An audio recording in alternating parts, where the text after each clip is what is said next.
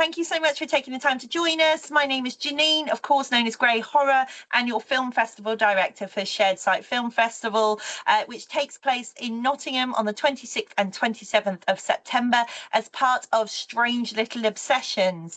I'm delighted to be joined by my co-host, Claire Napper, who's director of events at Strange Little Obsessions, and our latest interviewee, who is the incomparable, I said that the last time and I messed it up again, but never mind, we're there. We'll get there. I will get a dictionary one day. Jason Sheedy, who is the writer, director, editor of Madam, a really creepy horror short that will be screening on Sunday, the 27th of September as part of our film festival. So, hi, Jason. Thank you so much for taking the time to join us. How are you? I'm great. Thank you guys for having me. It is an honor to be part of this fest, and yeah, really excited to be among all these other films. So thanks for having us. Oh, no problem. It's a joy to be able to showcase something from Heebie Jeebies, as you know, and anyone who follows us will know we're fans of everything you guys create, and We appreciate it.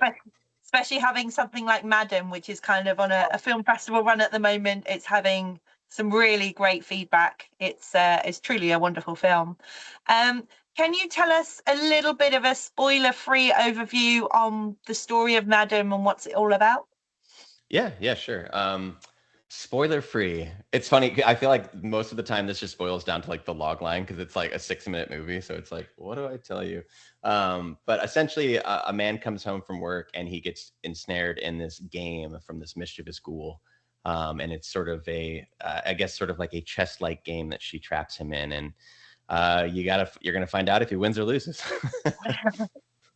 That's it. That's all we need in a nutshell. Interview over. And the costume design, we get a bit of a glimpse of her in some of the artwork that's been shared previously. There's a little teaser on the Heebie Jeebies website as well, and on the poster. Where did that inspiration come from? Because she is terrifying. So her exact look specifically, there was an arcade game that terrified me as a kid called Carnival. It was like a shooter game similar to like House of the Dead and those things. And it was interesting because the House of the Dead arcade game, I could just play that with my dad and feel nothing. It was just sort of this fun thing. But for whatever reason, this Carnival arcade cabinet like always just unsettled me. And there's a boss in that game called Evil Marie, which is sort of like a play on the Marie Antoinette thing. So that's probably the most direct inspiration, was sort of like, just I remember that creeping me out. I was like, I mean, the idea of a Victorian ghost in general, I feel like is just something I've always wanted to do. So yeah, just trying to come up with a look that sort of combined these different influences of that in that sort of world. Specifically though, too, I feel like every horror filmmaker wants to come up with their own Jason or Freddy or whatever it might be, their own horror villain. So for me, it's sort of like, well, I can sort of craft this ghost, and then it's sort of more about like the rules, right? Like everyone's got their rules, and like how you can where you encounter these villains, how you can face them, how you can stand a chance. So that was sort of like working backwards from there. After I had the look, was sort of like establishing like who she was and what she did. And I'd love to do a feature where we dig into like her lore a bit more and like who she is or who she was and how she got to this exact point in time. I mean, I was going to ask, is it like a pre-concept for a feature? Because I'd love to know more about her and just, yeah. I do have a feature idea. It's not fully fleshed out, but the feature would dig into sort of like how she came to be, as well as all the shenanigans that happened in the short, to an elevated level. But no, I think I remember too, like for the poster specifically, films like Leprechaun and Rumpelstiltskin and those sort of like creature, those horror villain creature things where it's like, I mean, that was the direct influence for the poster. If you go back and look at those movie posters, it's like, the hint of them like creeping around the door. And if you look at the Madam poster, it's exactly that. And that's where that shot idea even came from. So yeah, definitely sort of a amalgamation of various influences that, scared the hell out of me when I was a kid. Yeah, and even like the fingernails over the cross of the door always reminds me of the famous Tim Curry leeching over the VHS corner of It. Is the hand, and she's got very elongated, like kind of spinal fingers and a pointy nail. I'm just like, oh, she makes me uncomfortable, but also I really love her at the same time. Like, I wouldn't mind being haunted by her. Let's put it that way. Right? Yeah, and that was a big part of it too. Is we wanted her to feel, obviously like threatening, but also like charismatic and kind of like delightful in a weird way. Like I mean, again, without spoiling anything, there's your opinion on her could be depending on how things go in the film, but I think specifically too, one of the things that I think gave us another level was working with the actress Erin Ownby, who gave her all her personality, and Brent Aaron's a frequent collaborator of ours. But one of the things we sort of figured out, I guess, later in the game, we always anticipated doing some kind of ADR after shooting. And I was like, I don't know how I want her to sound, but I feel like she's got to have a unique sound. And for that, I kind of went back to Killer Clowns from Outer Space. And if you go and you listen to how the clowns, it's sort of this very it's like this doubled up, weird pitched voice that just that movie's still it's fun as hell, but there's specifically, and I think I've even talked about this before on a podcast, but after the Spike Clown kills the guy with the puppet show, he cranks his head back and just does this laugh, and it still freaks me out. Yeah. So when Aaron and I were in this room recording with this microphone, and we were just kind of playing around, and I think that's what really kind of brought her to life even more, is just these little whimpers and giggles and things like that. She's voiceless, but she does have this sort of audio escape that comes with her, with various noises that the cracking noises and things like that I think just helps bring her to life all the more. Definitely, there's something to be said for sound design and making it even more effective than what you're seeing. It's what you're experiencing, what you're hearing, that sets your nerves on edge as well, which is it's successfully done in this. It's really well done. Thank you. And how did you approach production and casting? You mentioned earlier that Aaron is a frequent collaborator, and I'm fairly au fait with you guys by now as a production company. Having viewed most of your shorts and things, how do you even approach production or anything like this? So we shot this in my house. A lot of our stuff, we've definitely done some more ambitious stuff, where we're shooting with more gear, with a bigger crew, at a different location. But then we've also done some that are hey, let's get together for a weekend with a small crew. We'll shoot it here. We'll keep it light and easy. Something that we have a lot of control over, where, I can sit here and play with the shot design. It's literally my kitchen, just a room over. And yeah, so I guess in terms of that, Josh, David Matthews, who is a co-founder of Heebies, along with Kyle Steinecke, our producer. So we were all sitting together, we want to do a couple more films to get into the fall festival circuit this year. What are we thinking about? So Josh, we each sort of did our, we co-directed and co-wrote a film called Dagnabbit that just played at Fantasia, that we sort of, we'd done one together, and then we're well, let's each take a story we like, and let's do that as well. And we'll shoot it in the same weekend. We use the same crew, the same location. So that's what we did. So Madam and his film Playback were shot in the same weekend at my house. I think that's the 7th. All in all, that'll be 7 movies we shot here. So I think we're tapped out at my house. You can start getting plaques, when they have them at stately homes and stuff, and say, yes, this person lived here, but this film was shot here, in all over your kitchen. Just right. I feel like some people would love that, and some people would be yeah. Yeah, I'd love that. As a splashback in your kitchen, just have all the films listed. Yeah. Every room has the frame of the worst, bloodiest shot in the movie. Yes! I love that. Until you go to sell the home, and then it'll freak everyone out. But no, I'm here for it.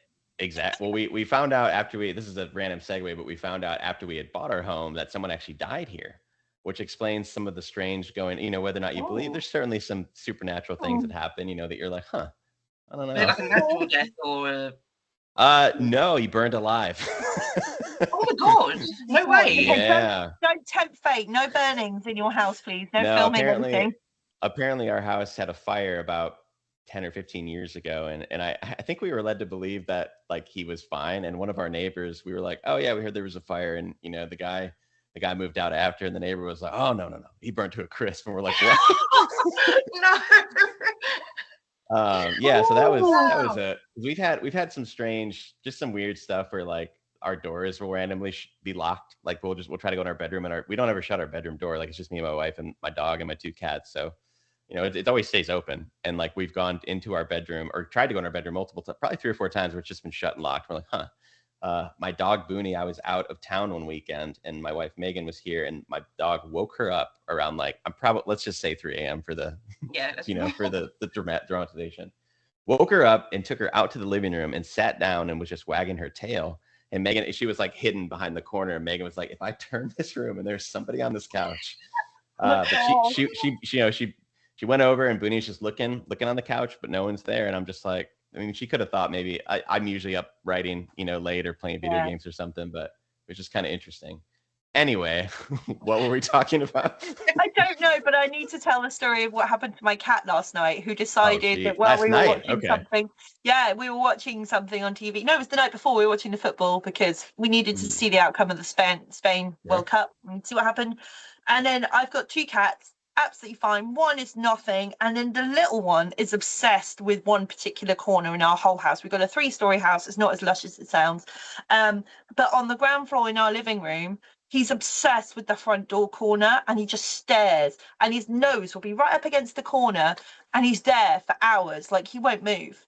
And I'm like, is there something you need to tell me about this property, please? Because it's a Victorian, like, older building. And we're like, is there something happening here? My cat's like, the other one's nonchalant as anything, but this thing constantly, like, and I don't understand if there was a spider or whatever. There's nothing there. He's just. No, that cat knows something. My cat there's does. something up. Not to make you feel worse about it, but my cat does the same. There's certain times like she'll come in the room and she'll go in front of our fireplace and just stare.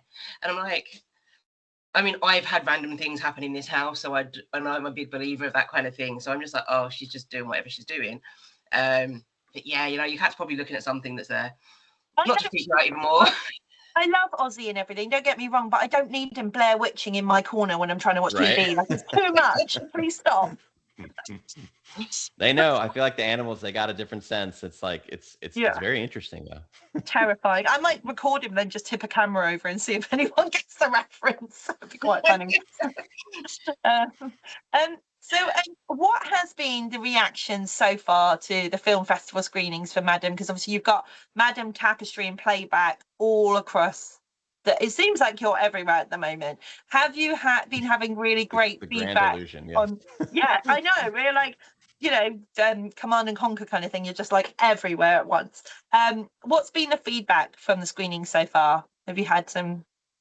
I think good. We've had as of right now, like it's mostly like private screen. Like I think you've seen all of you're caught up on all of our stuff, and probably one of the few to have seen everything we've done. So I was one of the first to see Playback for sure. Definitely. Yes, absolutely. So we've been sending a lot of stuff out, you know, certainly sharing it with colleagues and stuff, you know, well before we were finished to get some feedback and stuff. But I think the general consensus is like, well, Brett Brooks, who also stars in the film, who's another frequent collaborator of ours, you know, for what he goes through, I'm just like, so is your mom going to like this one? He's like, oh, I'm not going to show it to her.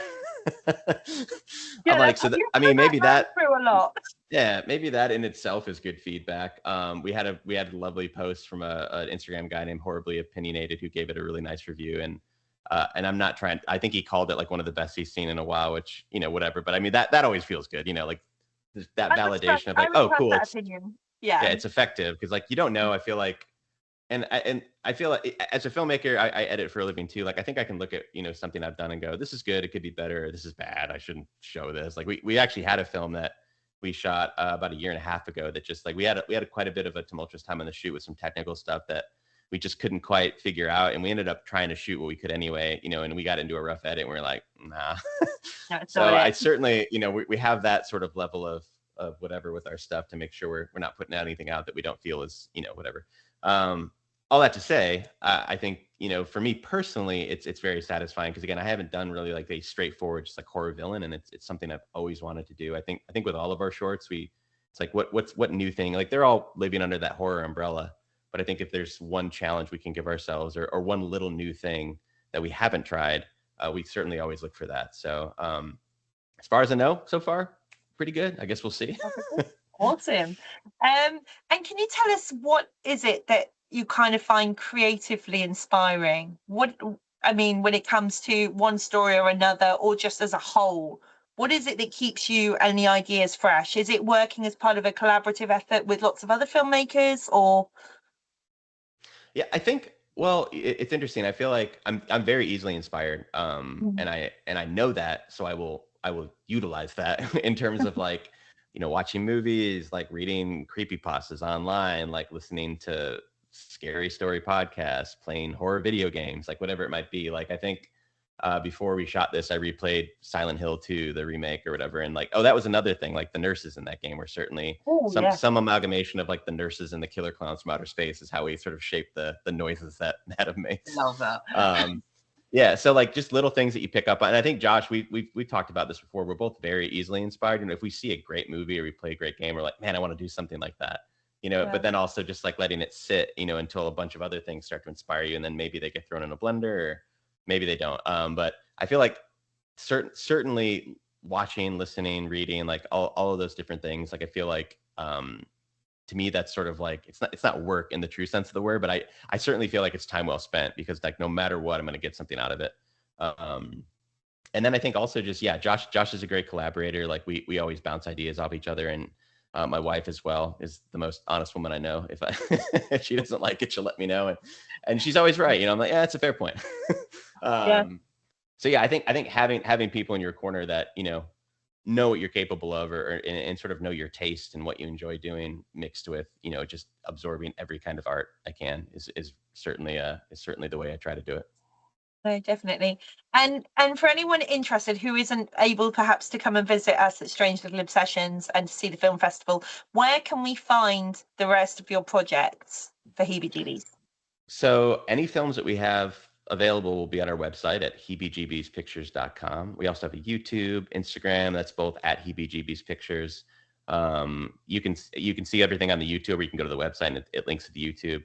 Anything that's still like in the fest circuit won't be available online yet, but we'll have trailers, and we'll probably update. I mean, if you follow us on Instagram, you'll be the first to know, like, hey, Madam's out on YouTube now.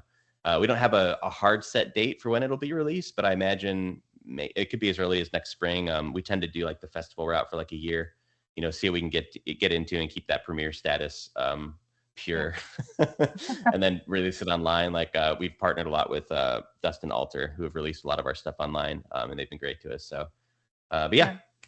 Amazing. Thank you so much. So I then just have a couple of quick fire questions to round off the interview, if I may.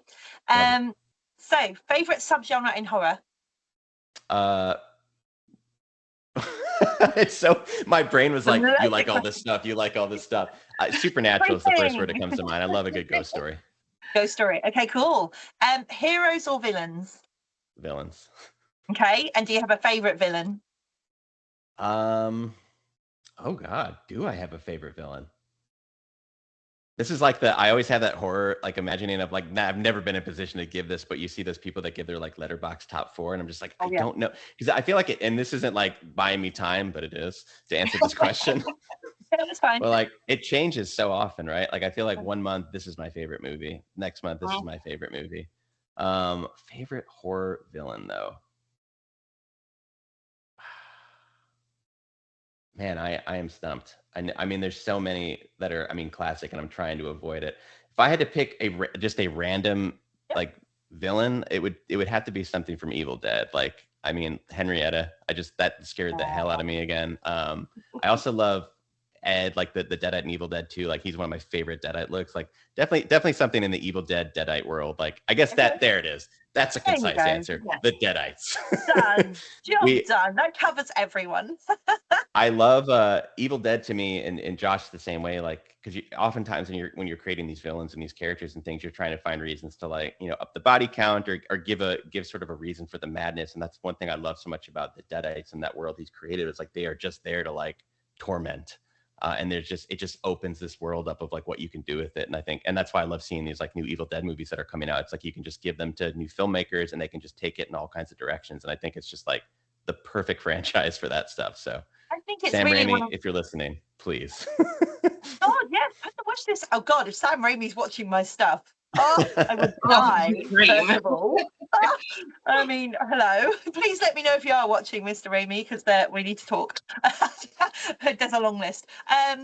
Okay, but also I was just going to say that of all the franchises, I've been having this thought recently, and I've been seeing quite a lot of friends like putting up their perfect franchise. And for me, Evil Dead is it, because it's adaptable in so many ways. There are different versions of the Necronomicon that you could adapt and take it. And I really love what Sebastian Vanasek done, bringing a French extremity, his own DNA on that film. It's just Evil Dead Burn it's bloody marvelous. Personally, it's I'm loving what they're doing. Like I feel like I've heard, I think it's confirmed that Wrath is going to take place like in the 70s or something. Like I love that. Like I feel like you could do what they're kind of doing with like the Predator, just as like a random example, where you could take that character and put him in any time period or something. And So Josh and I actually we have like an Evil Dead movie written. It's sort of like a loose idea for one at least that we could adapt into something, but we're just waiting. So because if that phone call ever came, we're like, yes. Yeah. Well, let me tell you a tale. Yeah. I'm ready. We Oh could dream. God. Yeah, right. Well, I mean, it's nice to have a dream, and it's nice to have a script ready to go. Like, it saves them waiting, doesn't it? Okay. The last film you watched. The last film I watched was Last Stop at Yuma County. Oh, okay. I think that was last because we were actually talking about Evil Dead Wrath, and I had not seen it yet. So I was like, oh, maybe I'll watch it. That was what I did. Yeah, nice. But I really enjoyed it. Yeah, okay. A film you wish you had directed or would like to remake? A film I wish I directed or I'd like to remake. I don't know that I'd like to remake anything per se. A film I wish I directed. Evil Dead, but I already gave that answer. So let's just say if I could embody John Carpenter and be the guy in set for The Thing, I would have done that. Oh, yeah. Just to be in John Carpenter for a minute, as weird as that sounds. I mean, yeah, that's fine. We've all thought about it, creatively. Okay. A favorite film score? Favorite film score? Hellraiser. I love that. Like, without even thinking twice about it, just that opening like theme and this one things like it's just such like a dramatic, operatic, like big. And I think that's one thing I love about like older, like the 80s stuff is they kind of did that more often. Like, and it's not to delineate from any like films that are existing now, but I feel like a lot of times now it becomes more tonal, violins, screeching violins, risers and things. And there was just something about like that just being more musical and more of a character within the film that any film I make, I feel like that's always a reference. But yeah. Oh, that's wonderful. Okay, an actor you would love to work with? An actor I would love to work with. Outside of Brett Brooks and Aaron Ombie, if they're listening. Obviously, but the group is growing, right? So we need a bigger cast. If we're going to cast Evil Dead, you need more than two. Barbara Crampton. I think I love her. I got to meet her very briefly at Screamfest, and like I know she's been doing a lot more indie stuff too, but she's somebody that I just would think would be a ton of fun just to bridge that gap between a lot of the films that inspired me as kids. So working with somebody like her would be a lot of fun. I'm going to stir the pot here. Would she be in the Evil Dead? Yes, absolutely. She deserves to be in that universe, right? Honestly, if I could get Barbara Crampton and Jeffrey Combs in an Evil Dead movie, that would be even more like, yeah. Good God, right, we're building it. We're making it so. We're putting the wish list out there. Okay, a film you wish you could watch again for the first time? A film I wish I could watch again. I'm going to go back to one of the first films that really scared me as a kid, and that was Poltergeist. Partially because I didn't watch most of it because I was too scared. So I remember like, because I literally like closed, I think it was a clown doll scene. I think that's when I had it, and I just sort of like buried myself. But I remember hearing the sound up until like, I think my dad, forced me. I was like, check out the last scene, like the clown's gone. But I remember just hearing sound for like 20 minutes. And that alone was still like, and that's, one of the first times I remember like hearing sound design and be like, oh, there's power in like what I'm hearing. It doesn't have to just be, I feel like that's the thing, right? If you're watching a horror movie and it's too scary, you turn the volume down or whatever. But yeah, Poltergeist. That's the first thing when kids do, isn't it? Not close their eyes, it's the ears. Yeah, it's always instinctively it's the ears, so they don't have to hear it. Seeing somebody get like disemboweled would be any better. No, but I have been known. I remember this was back when I was living on my own. I actually paused a horror and was like, I need a break because I was watching it at like 2 a.m, and I think it was like, might have been like The Conjuring or something like that when it first came out, and it just freaked me out for some reason. And I was like, I need to pause it. And Conjuring's terrifying, yeah. I was like, I'm gonna pause it. I'm gonna do something else, and I think I watched something Disney and then went back to it. It is funny how, yeah. I was going to say Disney can also be trauma because Dumbo exists, and I can't watch Dumbo. I can't do it. Yeah, it's the bit where the mum's saying goodbye to the baby and she's in the cage. I'm like, no, I'm good, thanks, I'm all right. That's even more sadistic. Cute animals getting hurt. Yeah, that's really not okay. So I wasn't all right with that. Okay, you've answered this already on a previous interview, but let's see if the answers have changed slightly. If you are to screen a double feature of 2 films to get to know you, which films are you choosing? I think I might do Well, yeah, the the film we just got the opportunity to do is our short horror comedy To Hell With You, and we got to screen it with Evil Dead 2, which would have been my answer. So now I need a new one.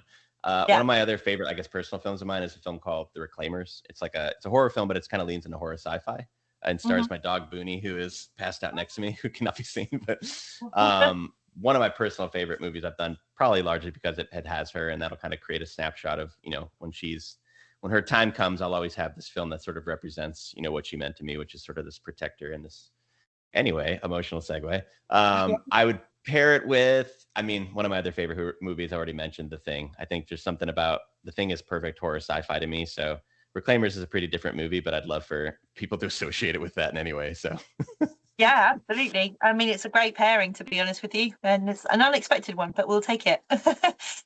Well, thank you so much, Jason. It's been a joy, again, as always, to speak to you. And thank you for taking the time, and thank you for submitting Madam to screen at Shared Site. It really means a lot.